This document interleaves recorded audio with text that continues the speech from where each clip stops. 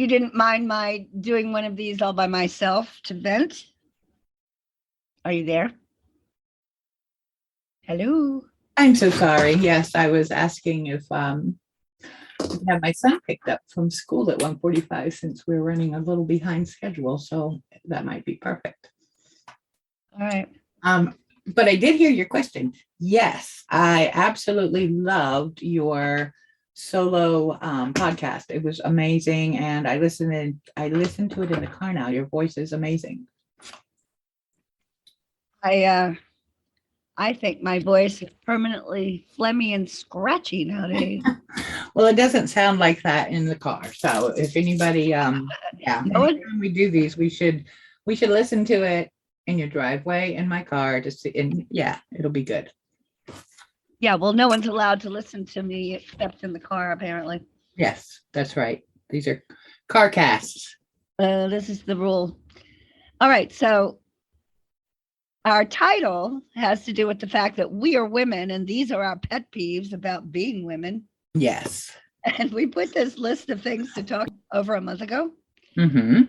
And I do, it's going to take a moment for us to remember what we intended. It's sort of a shorthand list. Right. But the very first thing I do remember vividly, and it started the whole conversation, was I was on Facebook and I saw the most wonderful meme. It was a woman, a flying dragon with fire coming out of its mouth, and a man in armor. And now I remember. Yep. yep. And the next panel is her flying away on the dragon and thanking the dragon for rescuing her. Mm-hmm. And I thought, well, that epitomizes many of my feelings. Right. Having come through adulthood as a fairly attractive woman and feeling as if I wasn't given my privacy or my respect or anything just because of male attitudes. So that's one of my pet peeves right there. Just the male attitude, because you're a woman, you can't do certain things and you're limited. That, and you don't have the right to say, leave me alone. I don't care if you find me attractive. Oh yeah, there you go. I personally didn't have that much of a problem in those regards, but there you go. Oh, I'm sure you did. You just didn't. No. But I did in my younger years, 20s and 30s. I was like one of the only females working with groups of men. So those are my my experiences, not because I was necessarily attractive, but I was the only one. Yeah, I think yours was a tougher position to be in. I was just mad because I'd be walking a dog and sitting on a park bench and thinking about something I found kind of interesting and exciting, and then someone would come up and sit next to me and talk to me. Ugh. And I want my own thoughts. Thank you. It's no respect there. Yeah, this is true. I agree. I had long hair and I was skinny. Mm-hmm. Doesn't necessarily make you attractive, but it makes you an attractant. Right. Yeah, no, I think hair was really big back in the day. It probably still is now. I'm just not aware of it. But for somebody, a male, told me once that if a woman had good hair and a nice body, it didn't matter about anything else. So back in the, I think, late 80s, I was told that. Really? Mm-hmm. Yep. I sort of and so at that point, I'm like, and it was actually, and I hate to say this, my boyfriend at the time. So I was actually very interested in trying to do my hair, in a certain way. Yeah, when you moved in with me, you spent a lot of time fixing your hair, and I didn't understand. It may have come from that. You had nice hair. I didn't understand why you worked so hard on it. Oh, it had to be perfect. Now, heck, after you've been bald, it's okay. Anything is good. I love my cancer survivor. Yeah. Niece. So the next item in our list that we're going to have to figure out what exactly we were thinking about is Sue is not going to be likable in this podcast. I guess I'm not. Well, that is funny that you wrote that, because I can't imagine. I don't know. I think that your pet peeves, you have more pet peeves than me, I think, which is good, but you also, well, you're 10 years older than me. So I think that might play a part into it because you were of age earlier than I was, and you were still probably experiencing the previous generations. Sexism. Yeah, yeah, I think that because I was like, gosh, I remember in my teens, and this is horrible, but that's when soap operas. I think the first time I read this later, but it may have had something to do with me telling my mother that, if I haven't had a baby by the time I'm 28, I mean, no, if I haven't gotten married, that's what I told her. By the time I'm 28, I'm going to have a baby anyway. And I was thinking, I had, I think in the 80s is when the first single mother was a character on a soap opera, and I think I watched that soap opera. So maybe that influenced me some. So I didn't have as much of the influence from like the Leave It to Beaver mother, maybe. I Yeah, I watched grew up it. with Leave It to Beaver. Yeah, I watched it and liked it, but yeah. But I had, anyway, so I had yeah, but I was exposed to like the what is it, Dudley Doolittle or something? Help, help. oh, that was part of my growing up. Yeah, yeah. Yeah. I had that conversation with my mother, by the way, when I was in my 30s. I was like low 30s, graduate school. I told her that now is the time I'm going to have to make a decision because I didn't think I was going to get married. I did get married a few years later, and then I was happily divorced 9 years after that. Mhm. But whether or not to have a child, Right. I would have to go ahead and do it by myself if I were going to do it.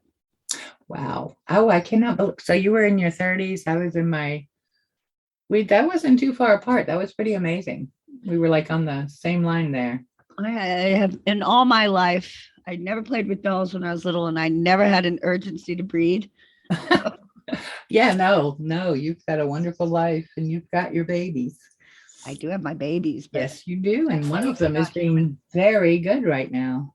Yeah, but it's funny that you mentioned Dudley Do Right because that was one of my first huge experiences in childhood. Mm-hmm. That the TV that I was watching at the time, which included Dudley Do Right, always showed women as being objects to be rescued Mm-hmm. or maybe even prizes to be won, and Right. not women as rescuers. And I remember I was put to bed too early, in my view, but Mm-hmm. lying there, and I would make up stories to entertain myself. And I suddenly realized that in my stories, I'm rescuing somebody.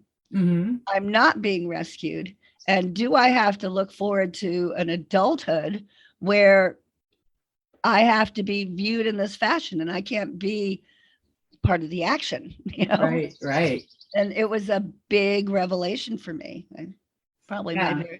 very first conscious feminist moment. Well, I remember, gosh, it's actually quite the opposite. When I was also had to go to bed earlier than the neighbors. But anyway, I was always in bed and it was light out. I was always, coming up with my own little stories and stuff. And I remember this, I think I mentioned it before in one of our other podcasts. I had this really pretty pajama that was the length, floor length or, went down to my ankles. Anyways, it made me feel like a princess, and I remember just thinking, my prince is going to come and take me away. And you know how they do. Oh my goodness. But so, yeah, I would like have those little fantasies, but in real life as a kid, when I was playing and usually the boys for some reason, and my kitty cat's walking on the computer. The little boys I used to play with, they always wanted to be cowboys. And I was usually, my preference was to be the Indian, and as far as, we would tie each other up and, with our arms like behind our back or whatever against a tree or whatever. And my thing then was, no, I'm escaping And, I always did, but it was totally, nobody was going to rescue me in real life. I was too busy escaping myself. So I didn't think about, and this is not very nice, but I didn't think about saving anybody. I was just like, you're not going to capture me. You know what I mean? Yeah. We So, played those games on the playground, and it was the boys who fought against each other. They would try to grab a girl. I don't remember mhm. anybody rescuing the girls, but I ended up being immune from all of that because I learned how to make little vials of perfume that they could take long pieces of grass and stick it in it, and it was poison for their arrows. I So I like didn't it. have to get caught and tied to trees or anything like that. Oh my goodness. Well, that Yeah. was part of the starting point. You had to start like that, I believe. I don't remember all the rules, but the rules change because, you know, moving forward to where, to when I had my first child, I think she was probably in about third or fourth grade, and she was feisty sometimes, but she came home one day and she said, "Ma, this boy in school was bullying this little kid. They were playing in the sand apparently, and it was a little girl, I believe. Yeah. He was bullying her, making fun of her, something that, my daughter overheard.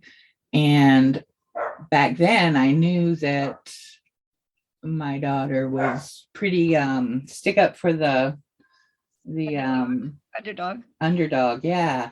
And it kind of made me cringe that she was telling me she saw this because I did not know what to expect, or I didn't know what she was going to do.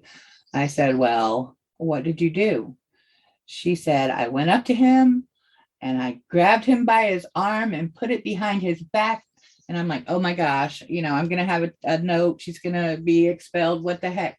And I said, "And then what did you do?" She said, "I walked him to the teacher and told on him." Yay. I know. So I remember when that happened, I was delighted. I thought, oh yeah. my God, Oh, the I next would just, generation is fabulous. I know. And then, moving forward a decade, my second daughter, um, on the playground, I mean, with me, the little girls they would play, the boys would chase the girls and this, that, and the other. Well, you know, with my now 20-year-old, when she was on the playground in about the fourth or fifth grade, her thing, the boys would play sports together, and they wouldn't let the girls play. So she came home and she's like, "Mom," she said, "the boys wouldn't let us play soccer today." And I'm like, "What do you mean?" She said that they weren't letting any girls play. And some of my friends wanted to play. I wanted to play. They wouldn't let us. And I'm like, "Oh gosh." I said, "Well, again, and what did you do?" And she said, "Well, I ran into the middle of the field, grabbed their ball, and took it from them." I thought that was really good. So, yeah, there's a big difference in, what happens on the playground nowadays or back then versus nowadays. It's funny. I'm hoping that little girls are empowered. Oh, Uh, yeah. I I was bumping up against limitations constantly. When I Hmm. was in high school, I wasn't allowed to take wood shop because I was a girl. Literally said it that way. Wow. And do you realize with this old fixer upper house to be renovated, how well I Yeah. could have done or how much easier it would have been with a Yep. wood shop Yep. course in my background? Hmm. They wouldn't let me pole vault. And I had grown up always wanting to try pole vaulting. See. When Oh, I was little, we would play high water, low water with a jump rope. oh, I remember And that. my sister and I could jump heights above our heads. So Hmm. I thought that I'm a natural for pole vaulting. Right. I was fearless, physically fearless. And they Hmm. wouldn't even let me try it. They said that my boobs would get in the way. And I was like, hey, what boobs? Yeah. Hello? I know. I mean, I understand that 100%. Then they wouldn't let me be a paper girl. Really? My mother said that she didn't want me to do it, but I could call up the paper and Hmm. find out if they would hire a girl. And they said no. Wow. They are so not allowed to do that nowadays. So, yeah. I think she was pretty cocky, knowing that sexism was going to hit me. Yeah, that had to be terrible. She didn't want me to do it, but I think she knew that there was that role. But what's interesting is that maybe 3 years later, we had a female paper girl. Really? Just in And the 3 years. very next year in high school, there was a girl in woodshop. I See, don't know if any women were ever allowed to pole vault, but I don't remember what I remember is I did take wood shop, and now this is 10 years down the road. And I don't recall if there was a ban. I do know that pole vaulting was allowed for girls because I was on the track team and girls were pole vaulting. So Yeah. that changed. Now, my situation in high school, the reason why I ended up on the track team, my original goal was to be on the soccer team. And at the time where I was living, probably lots of other places, they didn't allow girls to be, they didn't have a girls' soccer team, and they didn't allow girls to be on the boys' soccer team, which I thought that's crazy. So me and a friend of mine, we were in the middle of, their tryouts in the beginning of the season, and we were running and conditioning and, all that kind of stuff. And then it was the track coach came up to us and asked, they said that they really needed some people on the track team, and it was mixed. And if we would consider. So yeah, of course, we did it because that's what you do when somebody's in need of help. But looking back, I believe the soccer coach may have went to the track coach to say, hey, these girls, they're trying out for this boys soccer team, and it's nothing that, it just slipped right over my head. So I was on manipulated with a capital M. Yep. By the old boys club. Can you believe that? And I wasn't so much aware of it back then. So, I didn't really, yeah. And I was walking around furious all the time. Yeah, I was just. I still am. I know. Well, not furious, but yeah, I am seeing more now. But a lot of times I just sit back and let it go just because I'm just curious. How far are you going to really take this? Or is this really happening? But yeah, it's changed a lot. And I ended up. Enough, I don't think. Say again? Not enough, I don't think. No, it's a work in progress. They're still changing. But on the other hand, I have a son as well, and he's the youngest. And now this was a few years back. He was pretty upset. There was these girl groups that really hated boys. I mean, to the point it was like, with social media and everything, it was on, I can't remember what platform it was, but it was like nationwide, and they had a real club name of some sorts, and they just wanted, to kill boys. And my son took that. So, he was so hurt by that because it didn't make any sense to him. You know what I mean? But I explained to him, this is just nothing. You don't have to, it's not like that. And then we go back into the history of how it started and how girls were, pretty much not second-class citizens. Yeah. And then so once that was realized, we started, evening things out a bit. And now with, the girls his age, and, it's just some situations are not good for boys. But anyway, it's still a man's world. So I wasn't aware of that. Yeah. The thing existing. Yeah, I know, right? This is just, there's extreme. It's just, it's crazy. Okay. At some level, you have to walk in someone's shoes to understand how they see the world. Maybe he is a bit more aware of what it's like to be female in the society. Maybe. He's pretty Not all sisters. You have a good kid there. He's pretty sensitive. Yeah, well, yeah, there's where I honestly, I don't know, so many different thoughts, but I feel like I'm cold-hearted, even though I'm not. I have empathy and compassion and all that, but I can be quite icy, So, and I just noticed there are a lot of sensitive little boys, you know, and I guess maybe it's a societal thing that we just change them. But I anyway, don't know. Shall we consider continue venting? yes, let's vent. Yes, please. Um, Graduate school.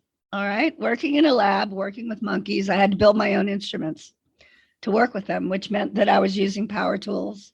Mhm. And so I I don't know.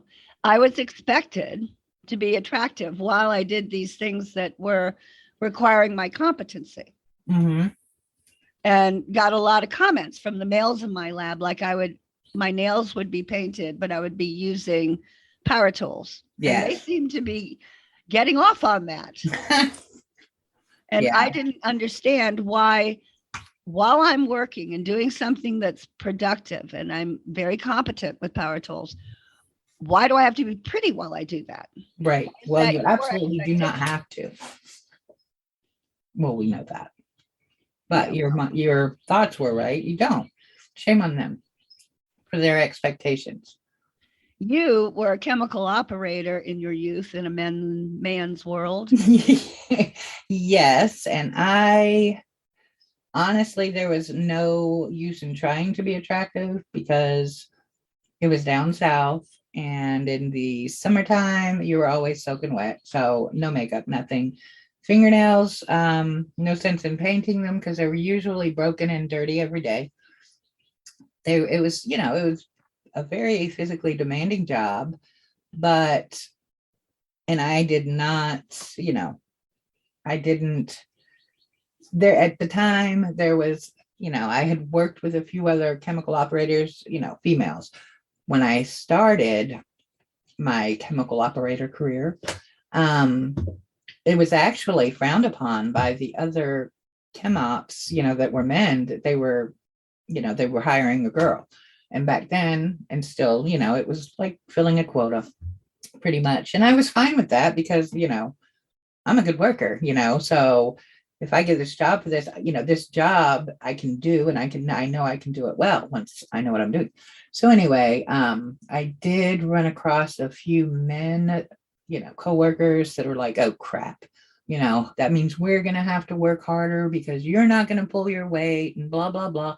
And I actually did have situations where the female operator that I was working with would ask her male counterpart to do stuff that she and I'm like, oh, because we're getting the paid the same, and she is definitely, you know, taking her gender for granted. I mean, not for granted, using it, Yes.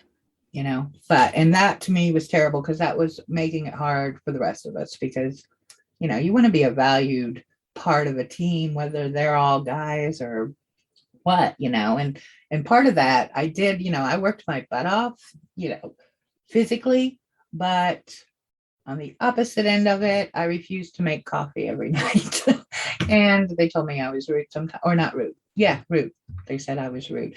And that made me sit back and think, what in the world are they talking about? I used to be a waitress. I know how to make coffee, but in that environment, I refused to because I did not want to be seen as um the girl. You know what I mean? I love being a girl. My preference, if I had a choice, I would choose being a girl. I just think it's fun, But the whole being in that environment, I didn't want them to go down that road. So I didn't Good. make coffee. Yeah. That was just me though. But yeah. Similar situation in graduate school, only female among males in the lab. And whenever there was an event where you had to have food or a refrigerator needed cleaning, even though I had Oh, never even opened the refrigerator in my life, mhm. let alone stored food in it, those jobs apparently fell to the female. See. I protested somewhat, but Hmm. I, yeah, refrigerator cleaning is not my thing. I had never cleaned a refrigerator in my life. Yeah, that sounds Why absolutely would you gross. assume I know how to do these things? I know, right? Now, speaking of assumptions and being assigned a task because you're female, and I don't think I mentioned this to you before, but that actually did happen to me, believe it or not, in the last chemical operator position that I was in. It was anyways, it doesn't matter. We had a product that was a coating on tampon strings. And believe it or not, I was told I'm in charge of that because if something went wrong, they wanted a female operator to be the one who was doing it. Is that absolutely ridiculous? It's not unlike when there's like in the Depp Heard trial that just recently occurred, having the cross examination of Amber Heard, who in my view was lying. Mhm. If you watch the whole trial, you see it. If you didn't watch the whole trial, you don't necessarily see it. Right. But you have to be fully aware what evidence was presented. But they wanted a female to do the cross examination of her, someone who's, in my view, posing as a DV victim. Yes. So yeah, you're picked because of your gender, but the woman they picked, Camille Vasquez, was absolutely amazing and one of the best female role models for young girls I've ever seen. Nice. Yeah, very strong woman, Very good. good lawyer. Very good. I can't wait. I've been kind of not watching that, just getting bits and pieces and plus what you've told me. But yeah, Until I just vented online and now it's out of my system. I'm okay now. No, I'm definitely going to be watching that trial. Yeah, it's very time consuming. Yes. But it also, well, I think I skipped through more than you do in my, like when they start presenting evidence in the beginning, oh my God, that bores me to no end. And I have to fast forward. All that submitting stuff is like 2 days worth of time, and then they didn't do that here. They submitted that everything prepped in advance for the most part, and they submitted as they went. Oh, really? So I'm comparing this to the what's her face in Florida. Yeah, the Casey Anthony trial. Yeah, and some of the others I had watched, but yeah, so that's one of the things that I can't stand. This judge was a former Marine. Thank you for serving our country. Mm-hmm. But she kept things very much boom, boom, boom. Nice. Nicely scheduled. But it was still, how long was it? 3 weeks or something like that? 6. 6? Yeah, but I think there was 1 week off because all the judges in the country had to go attend a conference to learn how the law changed this year. Wow. Wow. So if you're looking at your list of things we discussed, the next one makes me uncomfortable. You want to figure a segue into it so I don't have to? I'm looking. Okay. We just got past pretty well competent. All right. Wearing makeup, exotic dancers, shaving our legs. Oh, there you go.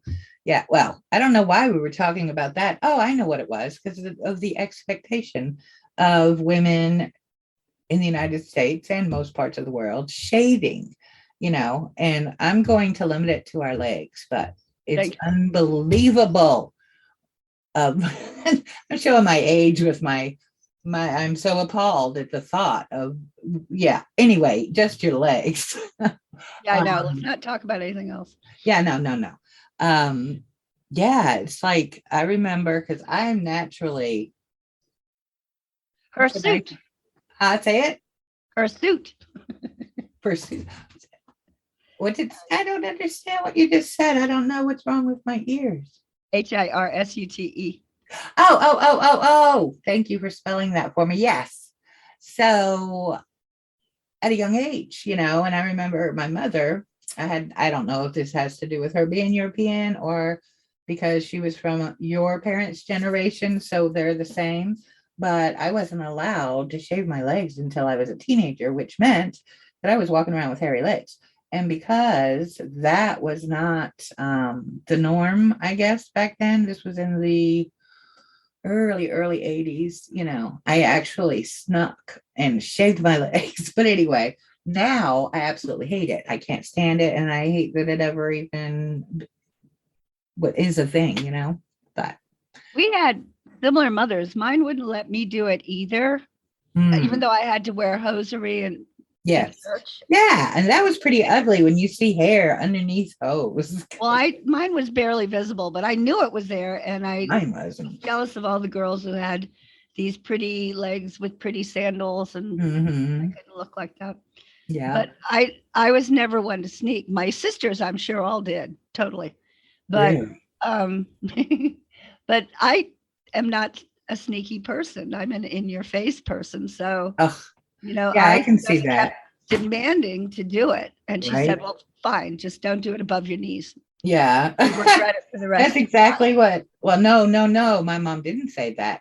She she allowed my sneaking was I was wearing a sundress for Easter one year, and I actually even had hair under my arms, which is normal. If you have them on your legs, you're gonna have them on your arms. Anyway, so I asked, I'm like, I'm wearing this sundress for Easter. Can I shave under? Can I shave? That's all I said, and she said yes. And so that's all I asked, and that's what she said. So boy, did I shave. So yeah, I There shaved you go. above my knees. I shaved under my, blah blah blah. Anyways, yeah. So then I got, No, then I I got in trouble. I couldn't not do it above my knees. When I finally was able to get in the bathtub and shave my legs, there was no way I was going to stop at my knees. It was just so exciting. So Wasn't it fun it was in the fun the beginning? first time. I don't want to Yeah, do it anymore. I don't Luckily, I don't either. have too much. But then I got out and I went to my mother and I said, "Well, I shaved above my knees. Sorry." See, See, no sneakiness in me whatsoever. yeah, yeah. Well, I But showed her immediately after, and she noticed. But there you go. I didn't. I wasn't up in her face. oh, Yeah. so did you wanted to wear makeup when you were little? I didn't particularly, but I was given a compact with powder Hmm. as a gift, kind of Yeah. like here's your grown-up present. Like what Yeah. 13-year-old girl wants to wear powder? I mean, it's the other stuff, mascara and blush that you want to wear, not powder. Oh, yeah. No, I actually would have been very happy to be allowed to wear powder because, like, when I was my, 13, 14, 15, I was like in what, seventh, eighth, ninth grade. Anyways, I was not allowed to wear makeup. The only thing that I was ever allowed to wear was lipstick. And if I mean, I was like brown, auburn hair, light colored skin, freckles sometimes. Um, my eyelashes were like on the blonde side, so I didn't look like I had eyelashes on. For me to put on lipstick with nothing else, I looked ridiculous. It just enhanced how awkward that I looked already, So back then, everybody was wearing this blue eyeshadow, and they even had colored mascara, and you were doing the three different colors on your eyes, and So I would every so often, yes, I would put it on in school and wash it off before I got home, or before my mom got home because she was working. And again, sneaky, huh? Wow. And then I'm seeing a trend. One day, I remember I had gotten a bicycle for Christmas. I had gone to school on it and had my little makeup on from school. And I got really excited. I thought, oh, I'm going to ride my bike to where my mom works and say hello and surprise her. And I did. And when I arrived, I was so excited to surprise her. She looked at me first, like, what are you doing here? Which was expected. But then she said, what is on your face? And I was like, ah. Yikes, I forgot. So, You're not good at being sneaky, girl. no, I'm not. No, I'm not. So, yeah, I really wanted to wear makeup. And I don't, I think it was, I don't know. It wasn't because it was expected. I liked the whole, creativity on what you could do with makeup, even though I didn't know how to put it on. Yeah. I think in my teenage years and early 20s, I wore blush and I wore mascara. And I would occasionally, on a night out, put this pale blue, shiny, Uh huh. it was kind of a liquid form Yep. uh, eyeshadow right above my eyelashes on my Mhm. top eyelid. And that would be the extent of it. Wow. I Yeah. liked that eyeshadow. Yeah, I So bet that was pretty.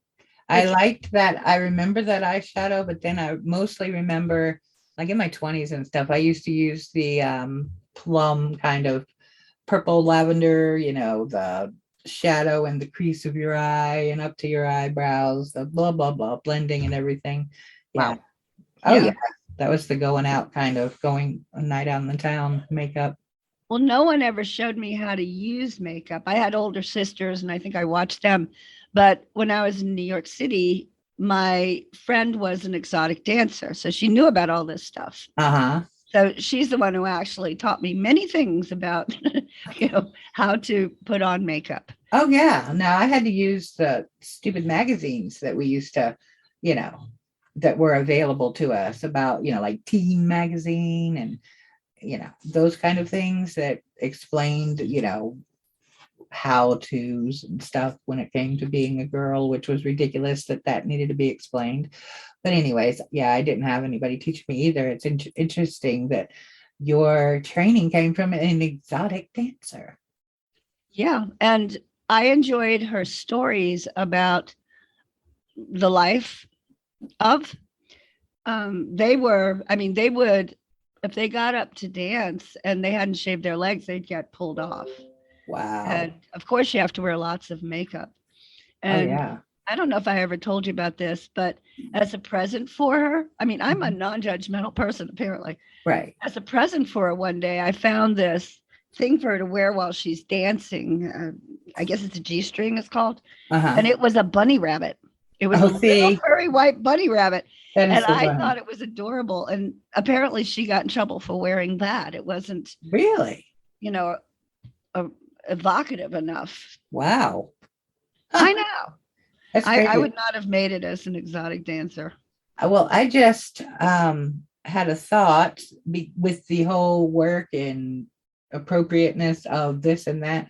I remember, and now it's like the way you're supposed to, but I remember in the 90s, I used to sell cars and it was in the summertime. I did have a really nice tan, shaved legs and everything else. I had on my skirt that was below the knee. I had on heels. I had on a nice blouse. But anyways, We're all uh, prettified. yeah, but my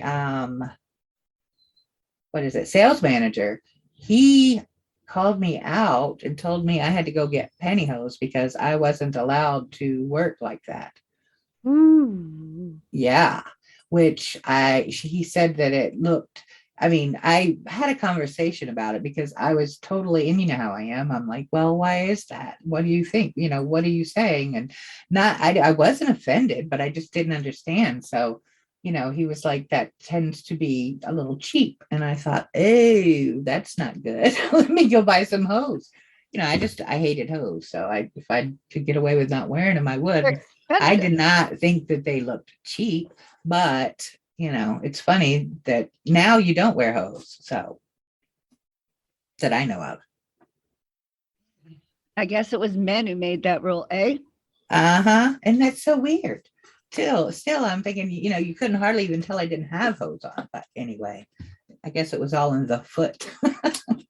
I had a consulting job when I was in grad school in New York City, and it was a great job. I loved it. I was going up to the top of the Wang building. It was a business that would use role play over the phone to candidates for different kinds of positions. For instance, executives who manage money for banks or service people for telephone companies, and you would have this kind of script that you would follow Mhm. and then you would rate the candidate for the position Right. along several dimensions. But that job was my only corporate job ever in my entire life. Yeah. Turns out I'm not entirely suited. For one thing, I when we wrote up the reports, I wanted to take them home and do them, so I could get them all done. Right. And they didn't want me to do that, but I apparently excelled at writing the reports. And all the people I worked with hated me. It was the first time I became aware, but this is before I had an That's academic. crazy. Yeah. Why? I mean, They were mad at me for doing so many. and I see. making them look bad. I mean, Yeah. I told you I was not going to be likable in this podcast. I presented myself as attractive, and now I'm presenting myself as No, a but brown noser. no, you're not a brown noser. I get it because, well, maybe It's that I have the same I want to do it, and I want to experiences. do it as well as I can. Yeah, and it's not to outdo the next person, it's to do the best that you can do, you know. And I have had that same kind of not being liked situation by females, you know, because with males, I don't think they felt as threatened since we were, you know, so far apart. So there wasn't as much, I don't want to say hatred, but anyways, doesn't matter. In my experiences, working with women has been more demanding in that regard than men, as far as doing a good job, you know? In this job, there were men and women, and I think it was the men who were more vocal Mm, against me about how yeah, hard I was working. see, In academia, same thing. It's more the men who have criticized me. I right, remember one of my colleagues calling me a saint because it was, I mean, this was not a nice compliment. right, It right, was, it was a criticism of, how much service I provide and, assistance to students and to to the university, yeah, yeah, which I did because one, I liked my job at the time. And two, I had a dean that I thought was fabulous. I had a female dean mm-hmm, and she was supportive of me and I wanted to support her. right, yeah. Well, there you go, and that's the way. You know, I don't quite understand. Well, you know what? I don't even care. I'm not one to, when I'm working with somebody, if they're not pulling their weight, it's not my job, you know, to tell them to pull their weight. You know, it's somebody else's job to bring them up to par. But what happens is the other people, myself included, end up doing extra to make sure everything's done, which, you know, Exactly. that's messed up. But anyways, yeah. So let's go back to our pet peeves. So, All right. yes. I don't know why this is in the list. Um, when I moved to New York in my Mhm. early 20s, before I started grad school, I was dating a man and he didn't want to go out with me anymore, which is fine. I've had my share of I break up with them and they break up with me. I'm fine with that. But he fixed me up with his sister. And his sister came over and expected me to open the door and pay for things. And I was, I, I I had never even thought about whether I was lesbian. you know, Yeah, and yeah. it didn't, that situation didn't work for me particularly. And it turns Right, out I'm right, not lesbian, but more power to women who are. right. But I found that surprising, but I don't understand why that was a pet peeve. I It didn't, would have no, been a pet peeve for me just because, you know, male or female, you should not have expectations like that of me, and I will not have expectations like that of you. So, I mean, geez. yeah, I have been pressured into going out with someone sometimes. One of them, actually, I didn't regret it afterwards, but it was a guy named Butch. And, Mhm. I'd never had foreseen that I would ever date anybody named Butch, but it turned out to Yeah. be a nice date, never repeated. But he took me to a local pond and he had remote controlled boats and he never handed me the remote Oh, to we'll play with the see. boats. Oh, that would have been the worst thing ever. But he was nice. He had mom with a heart tattooed on his arm. Oh, wow. I thought he was a nice guy, but I don't think we were a good match. But he just pressured me so much. He's the one that comes to mind that Right. I finally said yes and went out with him. Huh. But you shouldn't have to be under that kind of pressure. Oh, gosh, no. And I No. probably should not have been under pressure to go out with this other guy's sister, but it actually was a good experience for me. I learned. Yeah, yeah. No, let's see. I was just looking at our notes that we had talked about as far as dating. I didn't have a lot of that going on. I think, I did my first job working in working in a department that was mainly run by men, was at a printing plant down south. So it was stacking books, which was like just picking up and putting down and picking up and putting down. It was absolutely insanely, ridiculously boring until you had to have fun. But anyways, yeah. So, you know, it was people would chat and talk, and I ended up with the biggest crush on this guy who was driving a forklift. He was super tall, and I remember thinking, oh my gosh, and I don't know why this is a pet peeve. Oh, I know why. Yes, I do. So, I didn't have your experience where you were this, attractive people walking up to you in New York, and that was okay, that was fine. But I remember after seeing him, and he was like, this was in the 80s, so he was like this boy band kind of hair, the long kind of, yes.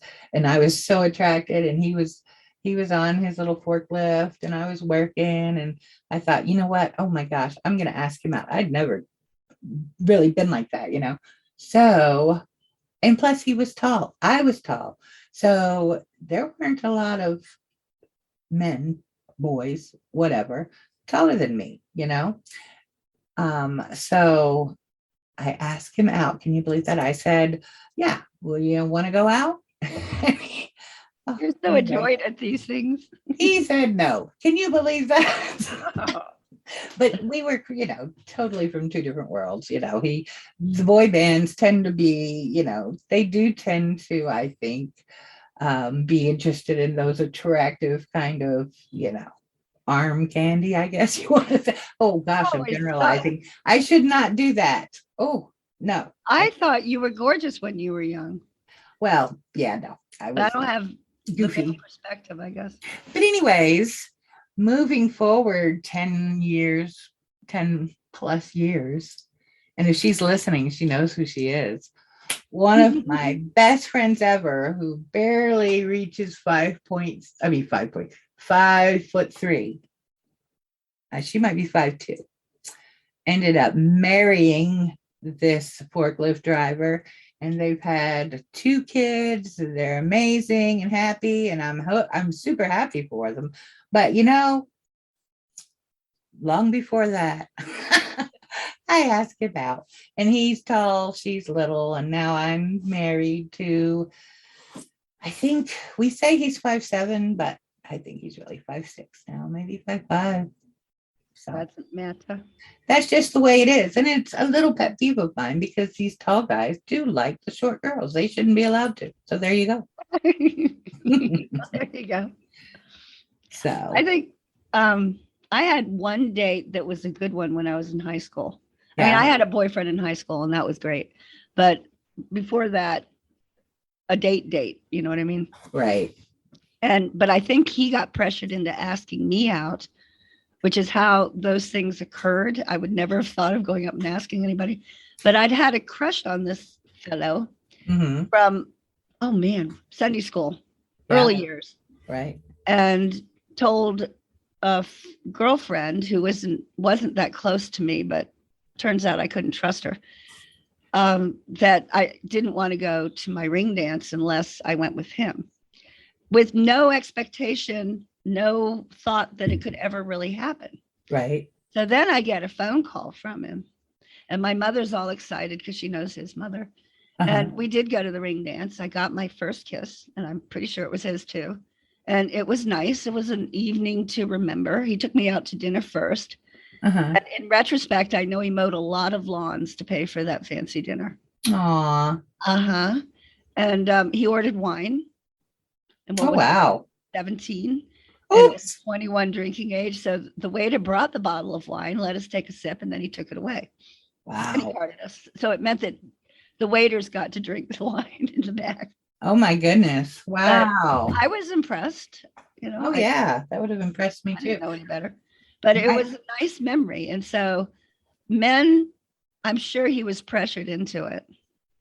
I don't know why you think that, but Yeah, I think so. But I don't think men are exempt from the social pressures. yeah, well, nobody pressured anybody into asking me to the prom. Do you know? I didn't go to my prom. I just went to this ring dance.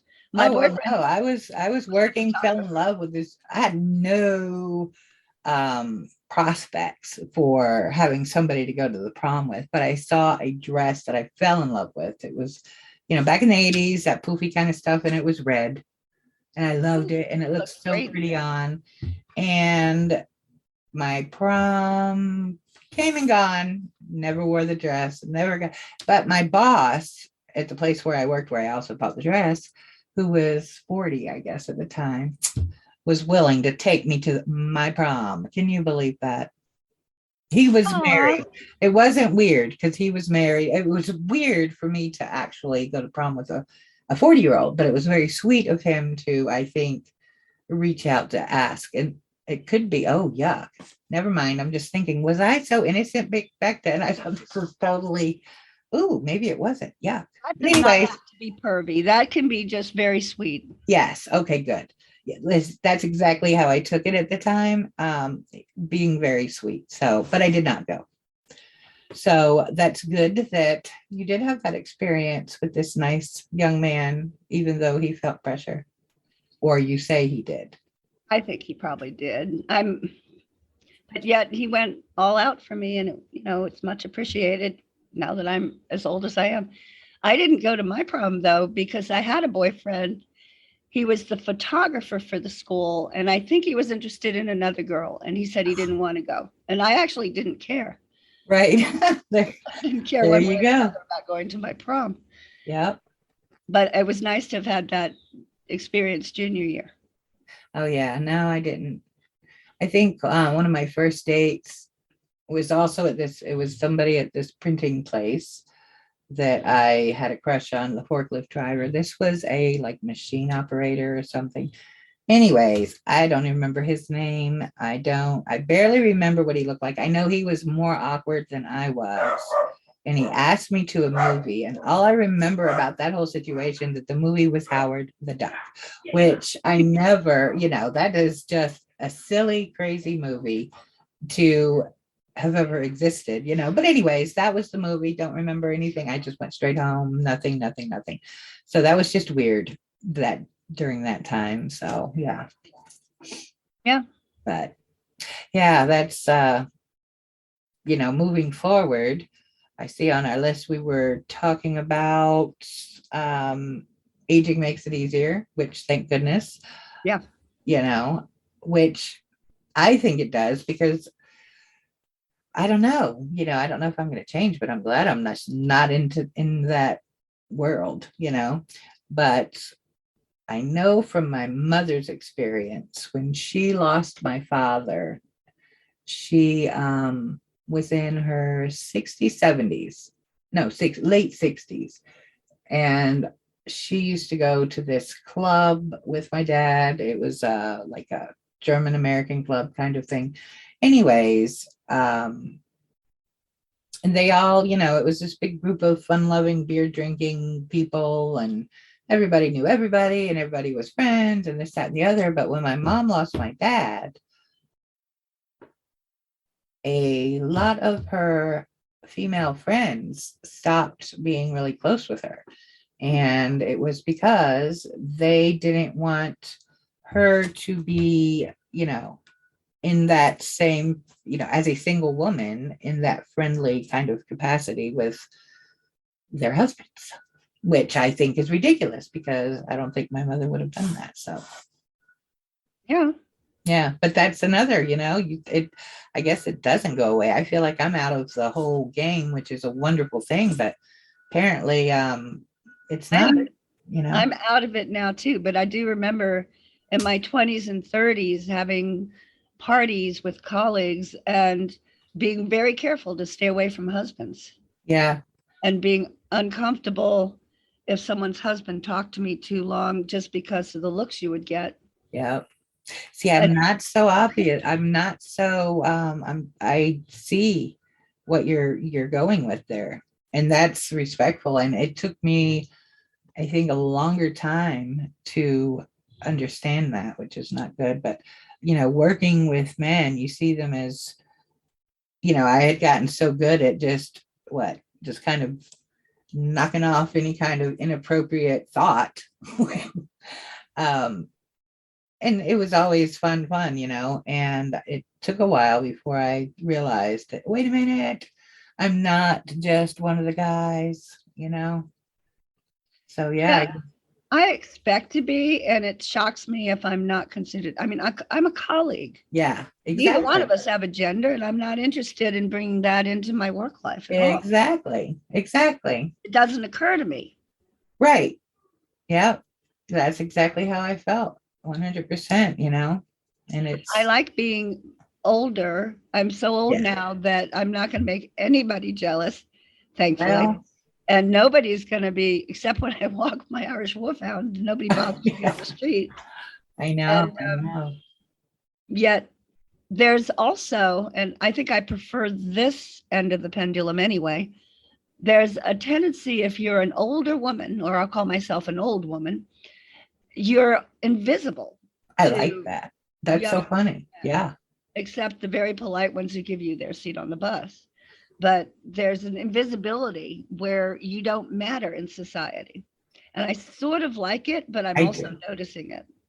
Are you? Because I'm beginning to notice this, or maybe I've imagined, but I don't know why.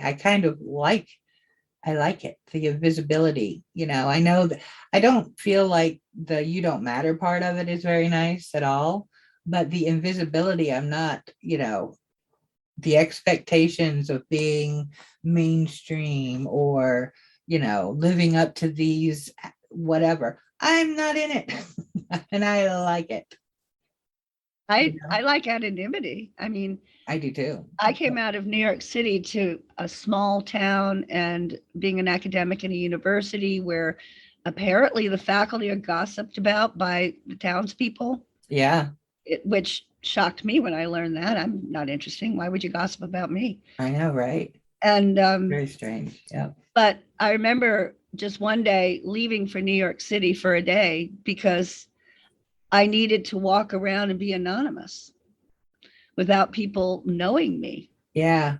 It was an That I adventure. loved. I think, I don't know, did I go with you that I remember the time that you That was took me the first time. no, this was a time I probably never even told you about it. Oh, okay. Yeah, I remember watching the crowds move like waves. I thought that was, and I was not connected, but I was totally feeling their energy. It was so amazing, which, I loved New York back then. So there you go. I But don't anymore. Now I like my small town life. I do too. Yeah. Now And, I do. even if I go to restaurants and I've had hundreds, tens of thousands of students that I've taught, some of whom got bad grades, I still, before COVID, would go to a restaurant and eat, even if one of my former students who got an F was preparing the food. Uh-huh. Or I adjusted. when you take your new puppy to the vet and you find out he's former student. Yeah. Yeah, yeah. So yeah, I really, yeah. Or a friend and colleague had a stroke, and I was in the hospital with her. She was unconscious. Oh, But it turned out the physician had been in my class holy crap. See? and said that my class, the biological portion of my class, had helped him a lot in his med studies. Wow. Well, there you go. See? Yeah, I'm old, Oh no, you're not. but I like See? my age. I like getting older. I feel freer. Yes. And I really, when I think I was in my 50s when they started, which I'm still in my 50s, but this whole idea of what the 40s or the new 30s or this, yeah, something like that. I feel like that, because we're living so much longer. So you're not even, I'm in denial. You are not old whatsoever. You are very young when you're So looking at the, even, you have good genetics there. You're going to live quite some time. So you're still very young. we'll see. Yes. I just need to be able to take care of my little animals. Yes. I have an Irish Wolfhound. I have 3 parrots. I have 3 cats. I need to outlive all my babies. Yes, you do. But that makes me sound like a nurturing person. How's that for a segue? That's perfect for a Have you looked segue. at the list? We're Yeah. supposed to be nurturing. That's one of my vent Yes, that is. that I Which, vent about. I have never, when I was growing up, I was nurturing with animals, but never wanted to be anything, have anything to do with babies. They drool. mhm, And so when I took my academic position, in part it was nurturing students, which it turns out I was very good at. mhm. But there was a resentment there that, I'm female, so I'm supposed to be the nurturing one Yeah. in a group. And it still annoys me, but I find I am very nurturing with little ones, and I see students as my little ones. Oh, yes, they are definitely. Yeah, and I think I'm the opposite. I have, shown or been nurturing to people, I mean, it's just natural. But if I'm in a situation where it is expected of me, that is at the point where I will not be nurturing whatsoever. And I'll be kind of mean, actually, because this, it is I do feel satisfied with taking care of somebody that needs help or is sick or just is young or blah, blah, blah. But if you look to me and expect it of me with no, no, no, no. So Hey, I've babe. actually been called, working with these men the first time, and this is funny because, you know, I've always been nice. That's just a nice person. I don't know why I am like that. I don't know if it has to do with environment or whatever. But anyways, the first time I was ever called the B word was when I was working with these men, and he called, we were doing a job and it required both of us to be within a foot of each other. I think I was holding a wrench or something, and he was probably opening a valve, maybe. I can't remember. But, anyways, I can't remember what it was. Oh, that's what it was. I was trying to open something with a wrench, and being female, personally, not being female, but personally, I don't have a lot of upper body strength, or I feel like I don't. And I had learned to basically use my whole body to do stuff and, as leverage, because that's what would allow me to successfully open things and, tighten and this, that, and the other. But, anyways, he was telling me to do it in a way that I didn't have enough strength to do it that way. So he wasn't listening to me explain that I can't do it that way. I have to do it this way because, I just didn't have this arm strength. Anyway, and I still got the same job done. It was fine. But because I wouldn't do it that way, he looked at me and he said, "Well, you're a bitch." And I thought, oh my God, nobody's ever called me that. That's kind of cool, So coming from a background of being known as the nice one, to be called a bitch was nice, In actually. that context, you were called a badass. Well, yeah, he didn't use those words, but No, but it's what he meant, and that's a compliment for a woman. well, I just thought I was like, wow. I think I even said, wow. It was Yeah. that shocking. So it was good though. So, So he actually went one step further than just trying to mansplain. oh yeah. Oh yeah. He was. Oh, this I mansplaining business is driving me crazy. I encounter it quite a bit in my job, given some of the people in leadership positions, Mm-hmm. and it. Sometimes if it's on the phone, I'll just stay quiet and time it. Mm-hmm. And I swear to God, it's gone 20 minutes sometimes. But you're saying something to me that I said to you much more succinctly earlier. Right. Don't repeat it back to me with this long, Oh my God. long narrative. Yeah. And it's irritating. And you, as a woman, I can't escape that. No, that is the It could be most about irritating. Yeah, renovations that is. on my house and how to tile a floor, Yeah. build a cupboard, or Right. how to paint a deck. Yep. Yep. But And that doesn't bother me nearly as much because that's my personal life and I can say, go away. Mm-hmm. But when it happens at work, you're kind of stuck. Yeah. Yeah. And Oh my it's not God. like the person who's mansplaining it to you actually has the intellectual ability to fully understand why you said it in the first place before he Right. repeated it back to you. See. Yeah. Yeah. Exactly. All right, Exactly. I said, thank you. I feel better. Yeah. But then my mother, when I was growing up, Southern lady that she was, she thought, I mean, I don't think she thought this, but she said that women don't even need to vote because any woman worth her salt is going to get her man to vote the way she wants. That's funny. Your mom said that. Yes. Yeah. That reminds me of, it's the little series they have on, I can't remember if it's Netflix or, but anyways, it's Julia Child's story. And in part of that, one of the episodes before she was actually on the PBS station, she was trying to, I mean, she funded herself because, you know, this PBS station, they were like, oh, we don't have the funds to add another program, blah, blah, blah. It's a cooking show.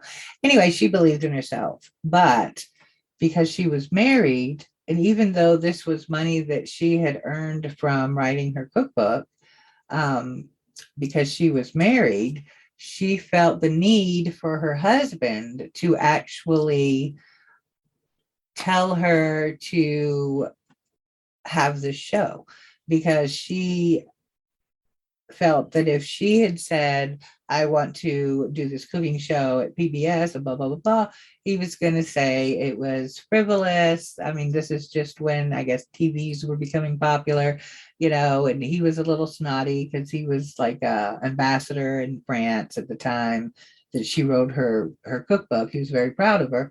But TV, that was just trashy, you know. But anyways, she this episode, she recruited one of her good friends to work on convincing her husband that it was his idea or making it his idea to tell her she should go on TV.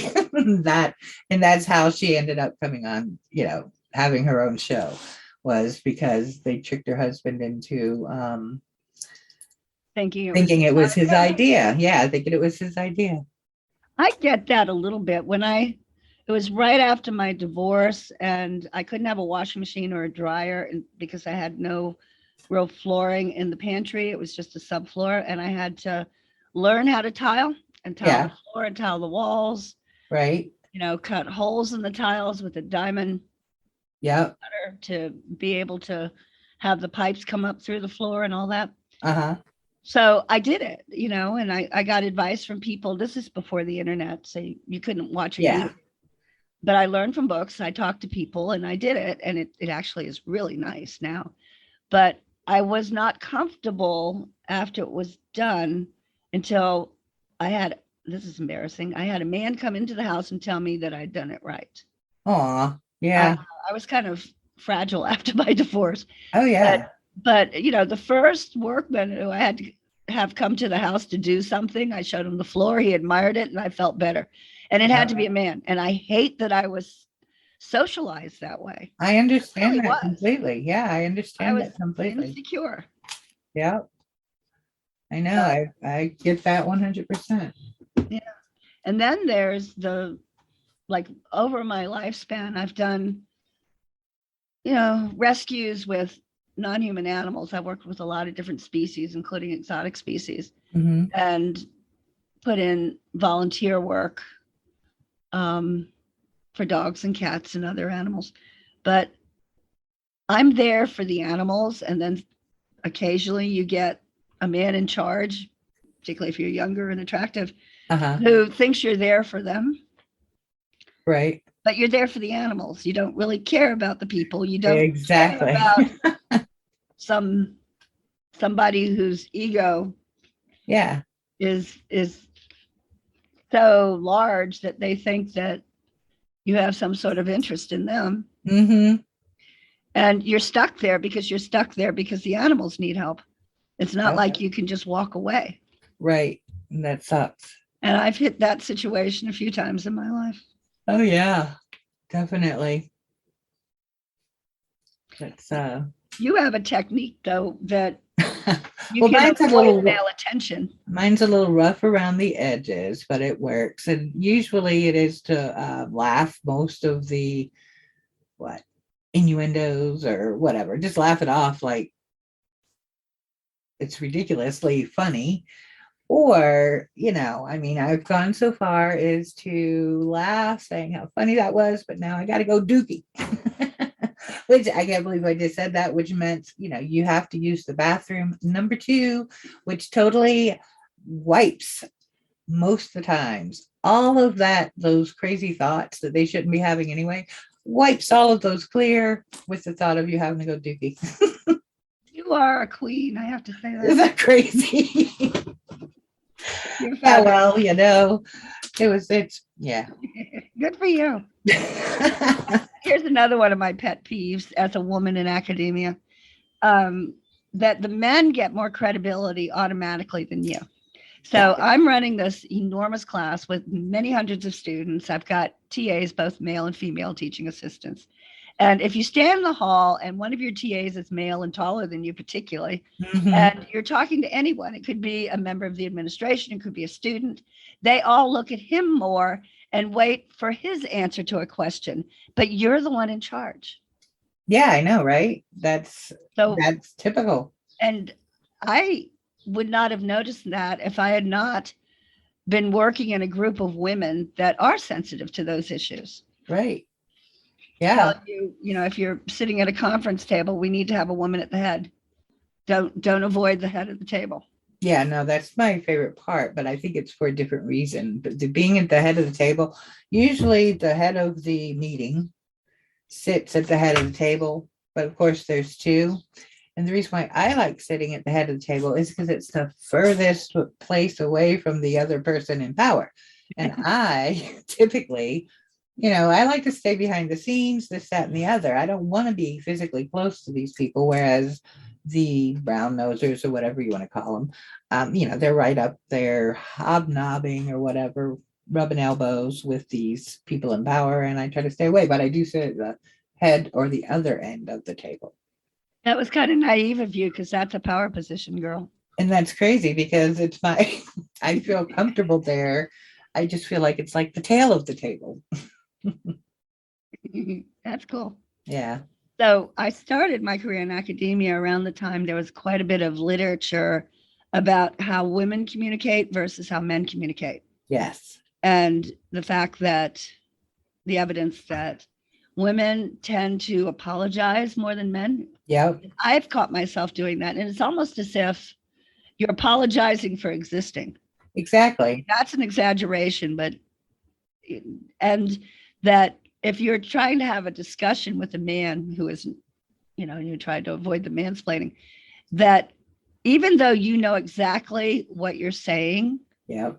and it's, could be an obvious truth, that you have to put it in a question format Exactly. to stroke his damn ego.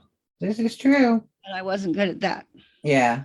Well, I have the ability to, I guess, put things in a format that the person really has to be careful about how they answer because they hear themselves answering these ridiculous, I mean, really.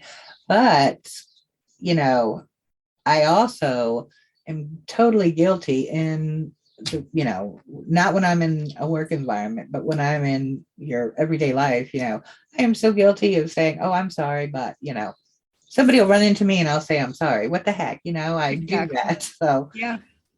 But on the other hand, I don't know what happens when I'm around in a male kind of environment where, these expectations, I'm the rude one. I'm not typically sorry unless I really did something wrong. But it's, they were calling me rude. And like I said earlier, a bitch. But that's just not like me. So whatever that something comes out of me when I'm in that kind of, it's kind of challenging. Maybe I take the challenge well or something. I don't know. You're a bit of a rebel. Yeah, maybe that's what it is right there. This rebellion. So Yeah. I've been for years now. It didn't used to be this way where I work, but for years now, I've been pointing out that the leadership positions, for the most part, tend to be filled by white men. Uh-huh.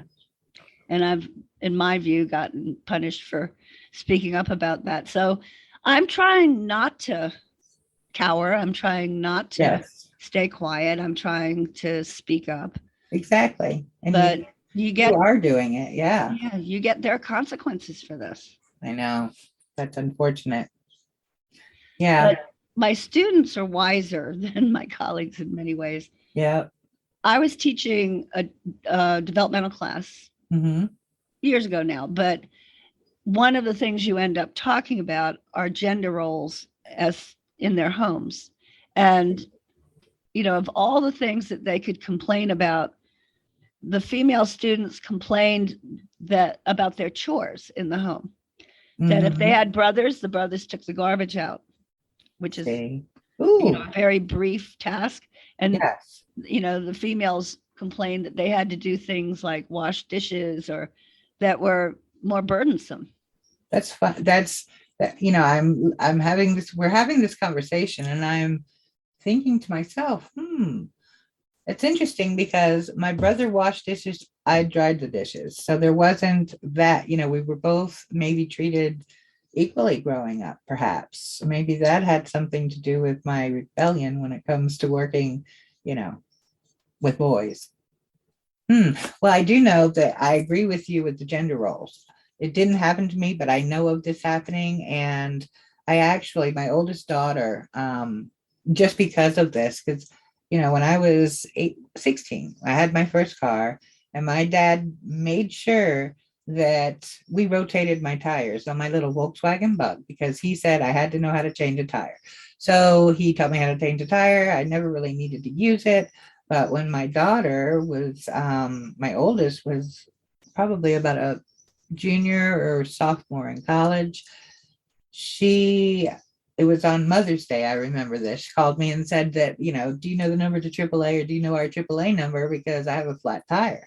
And I thought, oh, well, wait a minute. I don't think I did not raise, she wasn't raised in an environment of girls do this, boys do this kind of thing, but I thought this is an opportunity because you don't want to be, first of all, dependent on anyone else to do something you need to do. If you choose to ask them to do it, and they want to do it, then fine. But you have to know how to do it yourself. So I took that as my opportunity to teach her how to change a tire. And before I got the and I call things doohickeys and thingamabobbers because I'm so bad with my vocabulary. But anyway, tire iron, I guess that's it. Okay. So by the time I put it on the bolt on the tire, one of her neighbors, this man, came running out. Oh, let me Oh, get that. Yes. And he didn't understand that, wait a minute, I'm trying to teach my daughter how to change her own tire. He just took it upon himself to insist on doing this. And then I was like, finally saying, no, I can't, I'm trying to show her how to do it, which at the time my daughter just wanted, it was hot, it was summer, and she just wanted to go back in the air conditioning. But anyway, you were being a good mom. well, guess what? I couldn't get the stupid bolt to break. I couldn't get it loose because it was on so freaking tight. Anyway, so then this is just what happens. It's like you have to eat your words. Most of the times I have to eat my words. But anyway, I had to go to that same man and say, "Oh, can you help me?" But anyway, he couldn't do it either. So that was Oh, there you wonderful. go. Yes.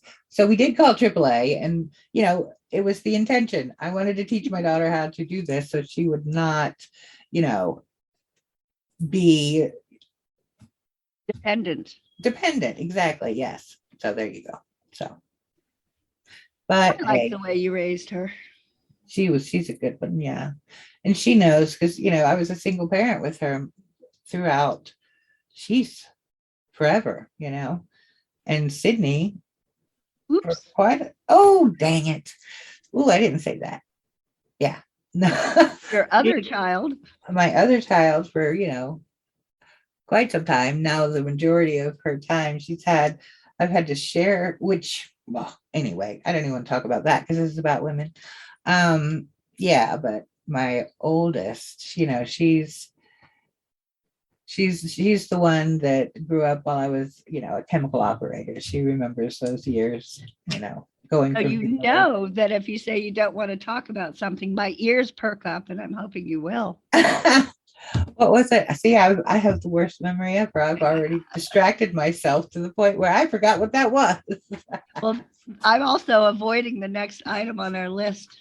I don't know how that got there. Oh, no, that was my thing as far as pet peeves. Okay, so working in this male dominated field and stuff, it is a pet peeve that once a month I'm doing what I do. I'm carrying my weight and I'm running equipment and running power tools and doing distillation columns and creating, anyways, once a month, here I am, minding my business, working my job, doing my thing. Bang. It's that time of the month. You get your period. That bothered me and got on my nerves. I'd have to walk away, take care of this where men really don't have to deal with that. It's like, this is disgusting. This is ridiculous, But anyways, of course, they didn't know, I always felt that way about eating and going to the bathroom. Like I'll be at my computer for hours and hours and hours, and I resent having to get up to pee. I resent having to get up to eat. It just annoys me. But now I have this Irish Wolfhound puppy who has to pee more often than I do. Uh-huh. And I don't resent that in the slightest. That is so funny. Yeah. No, that's hilarious. You do get into your work 100%. Yeah. That's good. But I I'm thinking about retirement. I'm looking back over my career. Uh-huh. And I am frustrated, even going back to high school, at the things that I always wanted to do and I can't do. Right. And there were there were gender biases there. Yeah. And in my view, the only kind of job that a man can do that a woman can't do is be a sperm donor. That's There it. you go. There you go. They're just as competent. Oh yeah, definitely. Even 100%. Everything. I mean, same thing, we might have to do it differently, but it can be done, No, that's it. Yeah, you may have to use leverage a little differently. Right. But when it comes to brute force, I get stuff done that I need to. Oh yeah, definitely. I do like being a woman. I mean, I think if I'd been born a man, I would have been fine. I don't know what that I would have chosen one of the over the other. Yeah. But I did like a lot of girly things growing up. Yes. When I was in my 20s, maybe. Mm-hmm. And I enjoyed fixing my hair and looking pretty. Uh-huh. And I never liked anybody opening my door. I always wanted to punch them. Yeah. But one of my few violent tendencies. Yeah, no, I would rather not deal with that, who does, who doesn't. It's just better, easier. I like things all to be the same. Just let me open my own door. Don't make me wonder if you're going to open the door or just standing there like a nincompoop while you're standing there. That's ridiculous. But anyway, yeah. And then I always, from an early age, before it was an issue, I paid for myself on a date, except for my ring dance date. Yep. Yeah, I think I paid for myself, my own, when I went to see Howard the Duck. I think it was Dutch, I think. Do they even use that word anymore? Going Dutch? I don't think people use that anymore. Well, wow. That means pay. I wonder where that came from. That means everybody pays for themselves, but is that something common of the Dutch? Where did that even come from? I have no idea. But it was a very commonplace term for a while. Yeah. That was like how you ask your kids if they've ever heard the phrase. I'm going to. Yes, I am. I'm gonna ask my 20-year-old because I think my 13-year-old's too young to understand, and he probably does, but my 20-year-old, I wonder if she'll know what that means. I'm going to look that up too. Maybe next time, when we do another podcast, we can throw in just a little tidbit of info of where this word came from. I'm going to nag you to do a podcast after each of the January 6th Oh, hearings. Yeah, yeah, that's tonight it starts. yeah. That should be interesting. And I know it's going to require, because I was aware of it, of course, on January 6th, and I couldn't believe it, but I was also so over Trump, and I totally found that these things couldn't be possible, but they did happen. So this was so ridiculous to me. It wasn't ridiculous because it really happened, but Traitors did try to overthrow our government. crazy, crazy. And Yeah. you've But got I totally, people for trying to 4 years, normalize that. It can't be it normalized. is not. No. And for 4 years, I kind of made Trump invisible, but you did keep me updated on everything. And I appreciate that so much. But I just got through those 4 years. It was almost like I don't remember them. But, I was tortured through those 4 years. It was oh, I awful. know you were. That was insane. You took every single minute, every single second of every single minute of those 4 years. You were aware of them. I remember. Oh, And so I dragged you to a protest, but that was wonderful. that was a wonderful, wonderful protest. Yes. And that was like I totally, really, totally dismissed Trump. He didn't exist after he became, what he became, which I still don't even like talking about it. Our He pretend just president. yeah, he just didn't exist for me. And when we went to that the It was a protest, yeah, that was, it was a he counter already, protest against white supremacists who yes, support Trump. exactly. Well, it was about white supremacists for me. I didn't, but anyway, so I have a lot of catching up to do. So these January 6th trials that are coming up starting tonight, I'm going to watch it, and then I'm probably going to spend a lot of time asking you questions and looking things up, because I am ashamed to say I do not know what's going on, other than I want to know now. I don't necessarily know the answer to all your questions, but I think we're both going to need to vent, so we might as well record it. Oh, There are yes. going to be other people. When I was watching the Depp versus Heard trial, I needed to hear other people talk about it because the mainstream media was not presenting it accurately. Right. And so I found LawTube on YouTube. Oh, And yeah. so there were these lawyers who were talking about it with an expertise and a Mhm. real knowledge of what actually happened in the trial. And I that made like me that. feel better. Yes. I So like that a lot. maybe somebody could feel better listening to the January 6th thing Yeah. I and to wish I hear could us find venting. something. I I wish I love could. when Oh, sorry. Stephanie, Listen up. yeah, I love when Stephanie Harlow vents on YouTube. Oh, It she's makes me feel fun. better. Oh, yeah, she is fun. You're right. It's like when somebody else feels stronger about something than you do, it almost takes away your need to vent as much. Exactly. Yes. So, yeah, but I really want to find, I'm having a hard time with just the Ukraine war. I can't stand to see them losing ground, and I'm forcing myself to continue watching, but it's so sad. It's not going to end up. That's not the ending. It's just, I No, hate to see this. So, I yeah, I agree. get it. It makes me sick to my stomach, but anyway, I get it. Yeah, I think I'm not following it as closely as you are Yes. in terms of military maneuvers, but Well, yeah, it's painful. it is. It is. I mean, I'm very interested in, I think what sucked me in on that was when, in the beginning, the first week, I guess, it was reported and true that the Ukrainians, and this is what sucked me in, the Ukrainians took down their street signs, the names of their streets. So when the Russians came in, they couldn't find their way around. I absolutely thought that that was a Brilliant. genius. Yeah, that was amazing. And it sucked me in. And from that point on, I was interested. Blah, blah, blah. So, and I'm not trying to turn this into that. So, Well, yeah. I've But been I do want to say something though.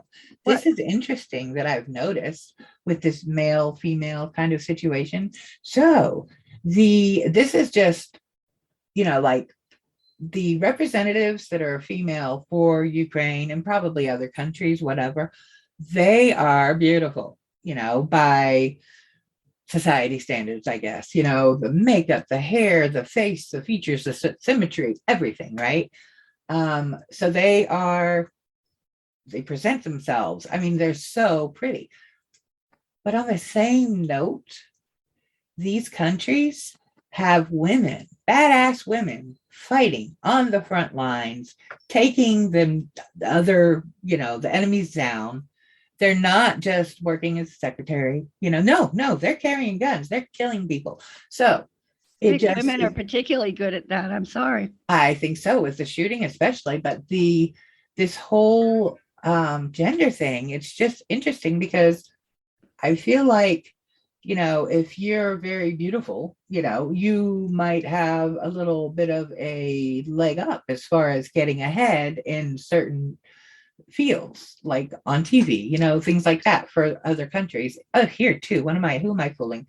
But on the same note, it's like these, they respect their women for being countrymen, and they do not try to stop them. I mean, there's young girls, they feel they have that same feeling of, that's respect. Yes, and that gives me goosebumps. I'm getting them right now. So anyway, yeah, I just had to throw that in because it was just so that's our view of what it means to be a woman, that yes, you are capable and strong, maybe nurturing against your will. yeah. But yeah, that's what women can be, but too often people try to hamper us. Yeah. And that's exactly the ideal situation. I think that you're allowed to be beautiful and you're already strong. You're allowed to be that. You're allowed to pull your weight. You're not just some quiet thing to look at. You know what I mean? Yeah, you're not just a piece of decor. Right. It's just amazing. You have to convince all men of this, though. I know. Well, and I personally think I've enjoyed being a woman in many situations. I will say that. But I think you're better at being a woman than I ever was. Oh, stop. No. No, I'm just an awkward girl that probably has I don't know. I don't know. I wasn't in the club that taught me how to do certain things, like be certain ways and think certain ways. So I have no idea. But you're more like that than I am. I don't know. You're pretty much naturally. Yeah, no. You are, I am woman, and you hear me roar. Seriously. I know, but my throat is so tired of roaring.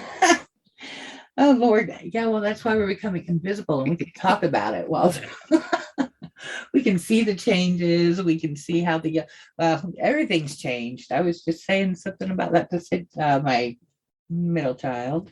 I almost slipped up again. It was this morning how things have just changed. It's crazy. Well, I see your daughters and your son, and it makes me feel better about where we're going in the future. Yes. I like what you've done. Yes. Well, we're all in the same genetic pool. So there you go. I don't think I had to work too hard. So, yeah.